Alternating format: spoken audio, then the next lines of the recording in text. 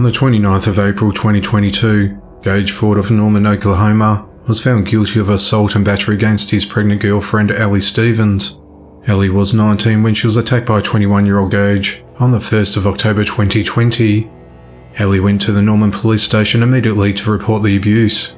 She told the officers that Gage choked her and repeatedly kicked her in the stomach and told her to get rid of it, meaning the couple's baby. She was 4 months pregnant at the time. Gage was arrested but paid $1,500 and bonded out. Gage then attacked Ellie for the second time on the 17th of October, this time leaving her with injuries so severe she was hospitalised. During trial on the 25th of April 2022, Ellie was asked about that specific encounter and what led up to it. She said that Gage told her that he was going to kill himself that night and wanted to see her. When she went over to his apartment, she said they were in his room and started discussing the baby. That's when they began arguing. She said as things escalated, she tried to leave, and that's when Gage grabbed her by the hair and repeatedly punched her in the face and kicked her in the stomach. She said he was on top of her and she managed to get up and run away to get help. When she looked in the mirror, she stated she didn't look like herself. Gage turned himself in on the 23rd of October 2020 and was charged with assault and battery by means of force, likely to produce death. Ellie had the child on the 8th of March 2021, and it said that the baby is healthy and doing well. Gage's defense argued that her injuries weren't life-threatening, and there's no evidence of him using a weapon. Gage was found guilty of domestic assault and battery against a pregnant woman, and now awaits sentencing. 60-year-old Van Brisbane is behind bars after fatally shooting his girlfriend's 16-year-old daughter, Lauren Juma. The incident occurred at around 1 a.m. on the 29th of April 2022, when the authorities responded to a home located at 20,407 Canton Trace in Humble, Texas, on reports of a girl held captive at gunpoint by a mother's boyfriend.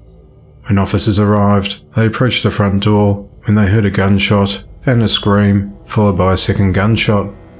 Van quickly exited from the home while pulling his pants up and said, "You will do what you have to do," while he was arrested.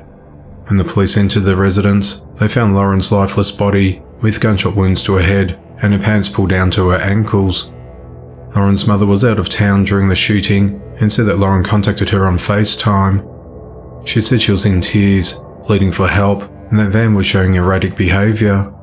The mother then contacted her other daughter, who was 19, who went to the home, and after she couldn't get in, she contacted the authorities. Lauren's mother described the relationship as positive with Van and her daughter before all of this. She said he treated Lauren like she was his baby.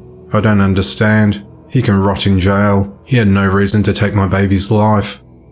Lauren's dad and his wife said they never met Van, who'd been with his mother for several years. He never introduced himself when they came to collect Lauren.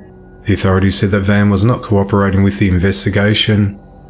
Van has been charged with Lauren's murder and is held at the Harris County Jail on a $1 million bond. A mother of 3 fatally shot a man who broke into a house while her children were sleeping. The incident occurred at around 10 p.m. on the 28th of April 2022 at a home located at 611 Cashmere Place in San Antonio, Texas. A man walked through a gap in the small fence from the rear of the property before breaking through the victim's back door of the laundry room. As the man entered the premises, the unidentified homeowner, who's in her 30s, grabbed a gun and shot the intruder twice in the chest. When the police arrived, they found the bloody man sitting on a chair in the backyard, who died on the way to a hospital. The man was identified as 41-year-old Roman Rodriguez. It's unclear whether Roman was armed at the time, but no one else was physically harmed during the ordeal.